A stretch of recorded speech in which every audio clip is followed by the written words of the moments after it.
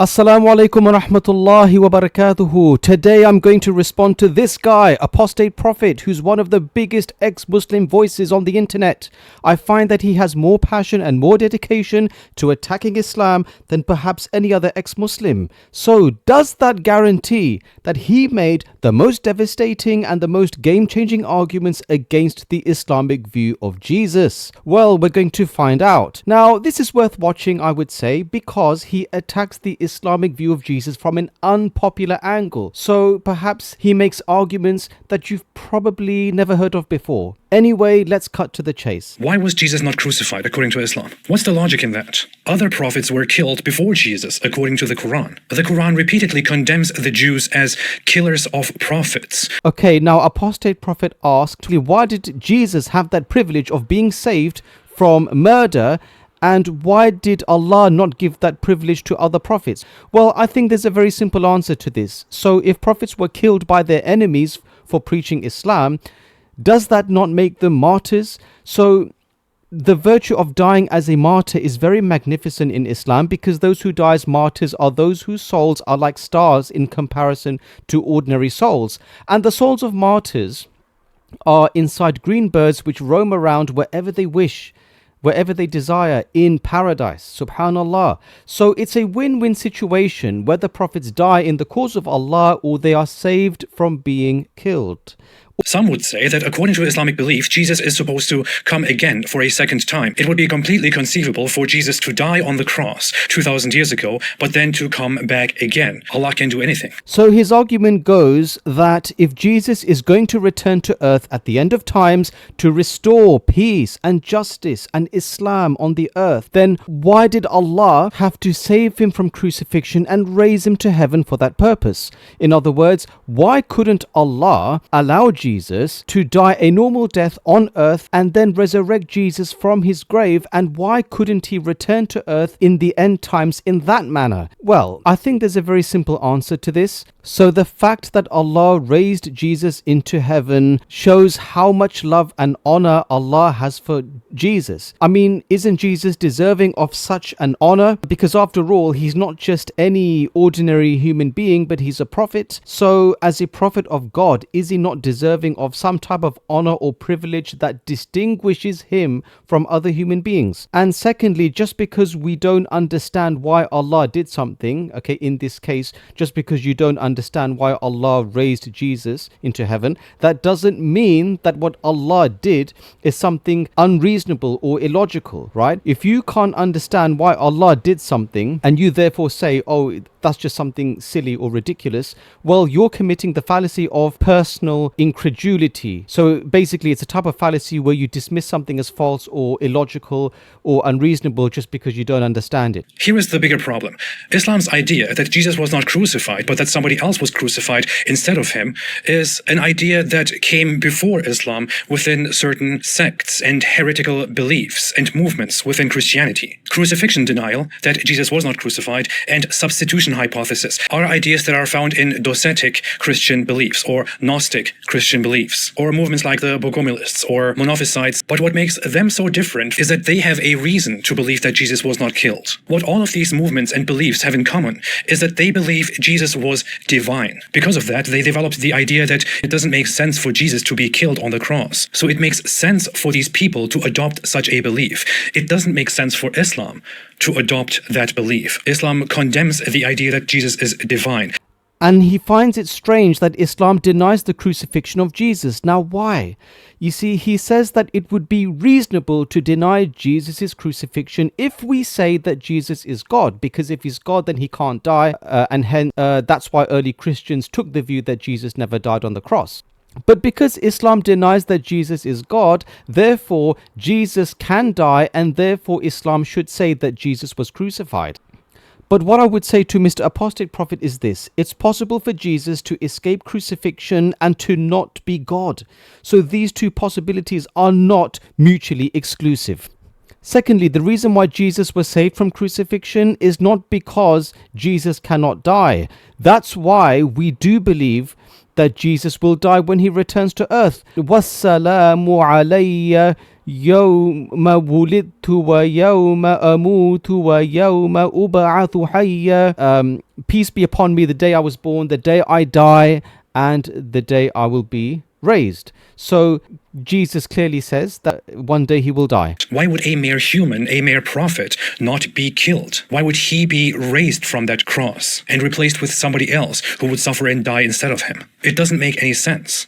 Okay, and then he makes this argument. Oh, what's the point of somebody else being crucified in place of Jesus?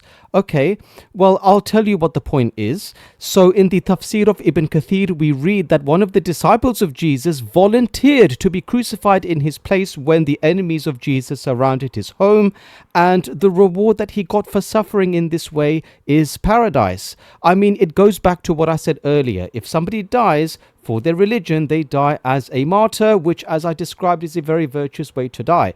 Now, also, bear in mind that the idea of somebody else being crucified in place of Jesus is just one way of interpreting the verse from the Qur'an about the crucifixion, because chapter 4 verse 157 of the Qur'an does not actually say that somebody was crucified in place of Jesus, but it just says shubbiha lahum, it was made to appear to them, and what that means is open to interpretation.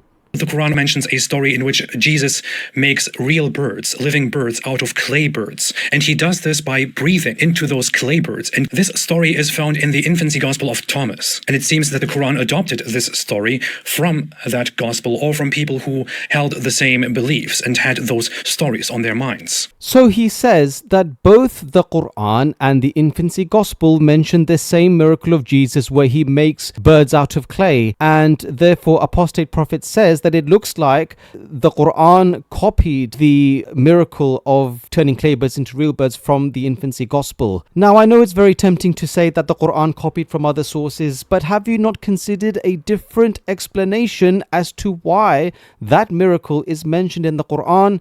I mean, maybe the reason why the Qur'an mentions the miracle of clay birds is because that's what Allah himself said when he revealed the Qur'an to Prophet Muhammad sallallahu alaihi wasallam, because it's a true miracle of Jesus. I mean, what good reason is there to deny that Prophet Muhammad sallallahu alaihi wasallam received revelation from God?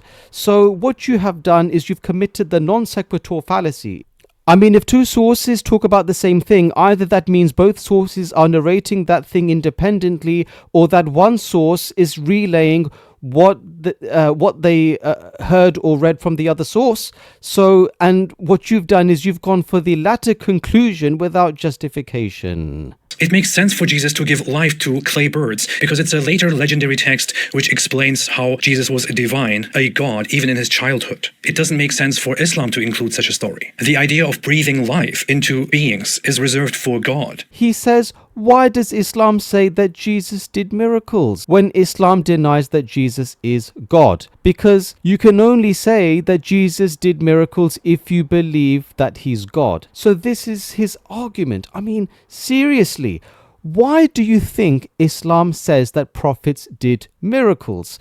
Prophets did miracles in front of their people to prove to them not that they are God, but that they are true prophets sent by God. That's why Prophet Moses did a miracle. Yeah, well, he did many miracles. And one of the miracles he did was he threw his stick and it split the sea in half, right?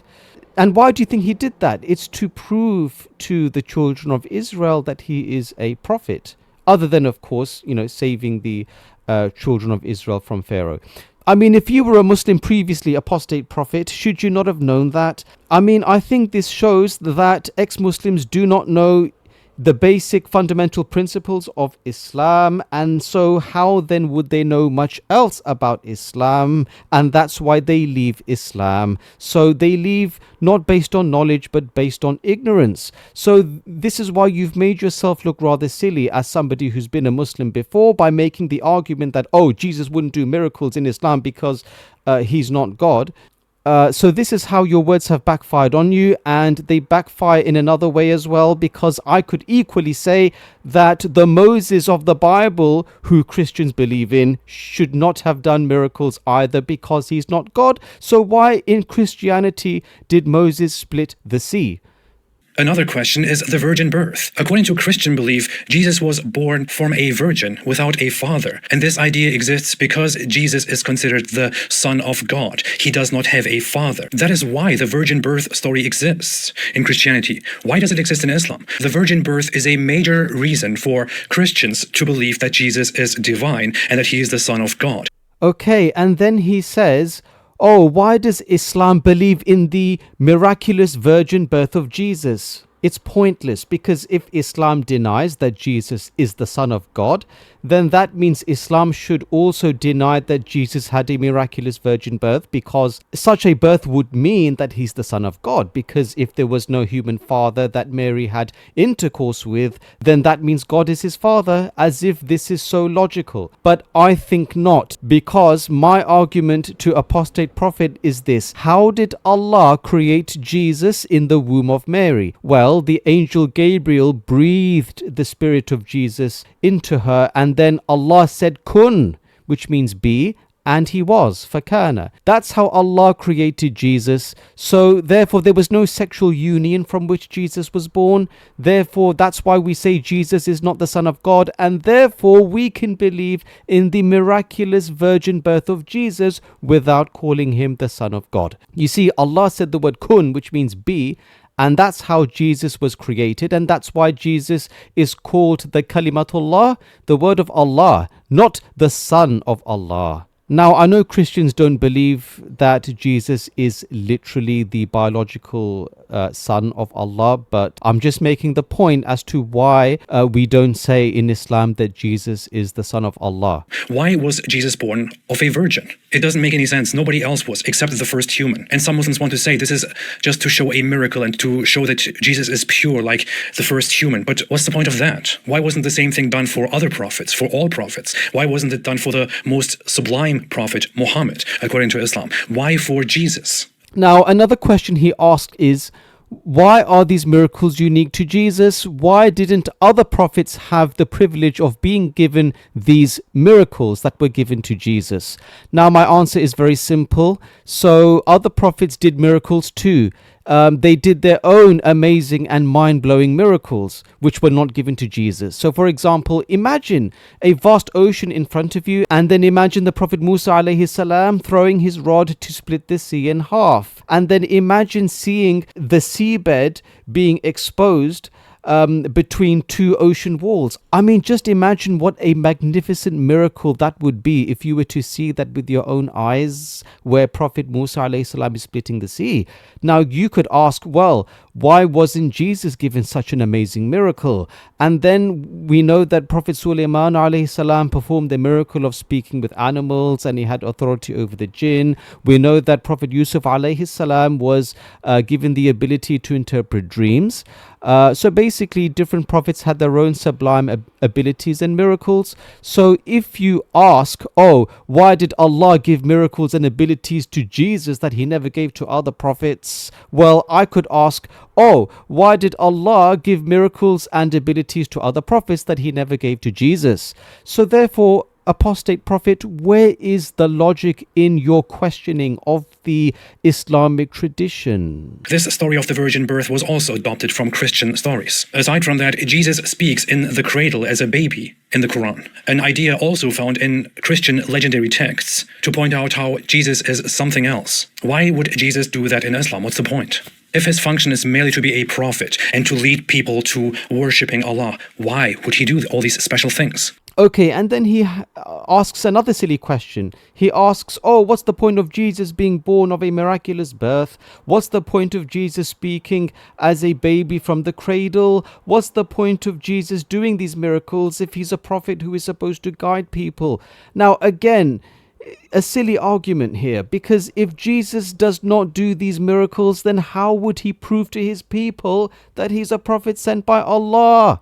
I mean, people need to see proof that he's a prophet, because Islam is not a religion of blind faith. The resurrection is one of the greatest discussions among Christians. When the resurrection is such a big issue, why does Islam come and try to clarify things but never even talk about the resurrection? Except saying that people thought they killed Jesus, but they killed somebody else, and Allah raised Jesus to heaven. Okay, what was the point of that? Okay, and then he asks, and I find this quite funny, he asks, oh, why does the Qur'an say nothing about the resurrection of Jesus, and why is the Qur'an so silent about this issue? Well, why do you think the Qur'an says nothing about it? Because it's just obvious from the Qur'an that Jesus was not resurrected, because guess what? The Qur'an says Jesus was not crucified, he did not die. So obviously that means he was never resurrected, because he can only be resurrected if he died in the first place, right? So it's obvious from the Qur'an that he was not resurrected, and yet you still expect the Qur'an to clarify whether he was resurrected or not. I mean, come on, lad, why don't you just use some logic? So by letting people believe that Jesus was killed and killing somebody else instead of Jesus who looked like Jesus, Allah tricked humanity and made them follow false beliefs. Okay, and then he goes back to talking about the crucifixion, because he says, oh, why did Allah trick people into thinking that Jesus was crucified by making the crucifixion of Jesus apparent? Because this means that Allah deceived people into thinking that Jesus died for their sins and that therefore Christianity is the right religion.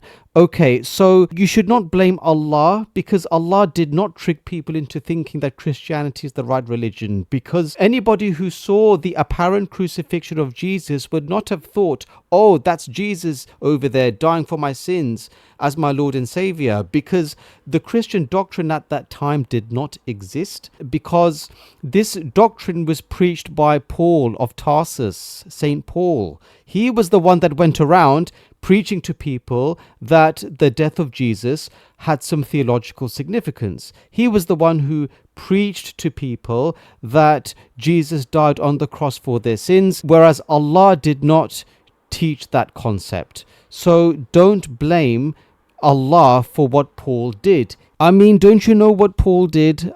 I mean, I think you need to learn more about Christianity. So let me know in the comments below what you think of this video, and share the video, give it a thumbs up if you liked it, and please subscribe to me. Assalamu alaikum wa rahmatullahi wa barakatuhu.